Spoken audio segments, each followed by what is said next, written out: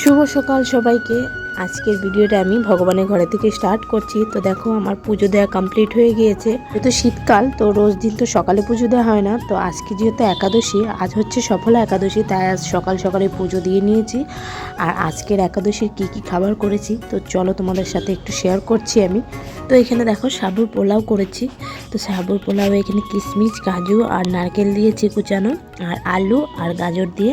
আর জানো তো এই দিয়ে আমি দুবার সাবুর পোলাও করলাম একাদশীতে, খুব ভালো হয় খেতে, ভালো লাগে আর কি। আর সাবুটা না অনেক সময় ভিজিয়ে রাখতে হয়, না হলে না ঠান্ডা হওয়ার পরে না ওই রাবার টাইপের একটু হয়ে যায়। আর আজকে সাবুটা আমি অনেকটা সময় ভিজিয়ে রেখেছিলাম, তো সেই জন্য না ঠিকই হয়েছে, মানে নরম হয়েছে যাকে বলে। আর ওইখানে দেখো সবজি করেছিস, মানে পেঁপে, কুমড়ো আর আলু দিয়ে আর বাদাম দিয়ে। আর এখানে কিন্তু কোনো আমি হলুদ দিইনি কোনো রকম।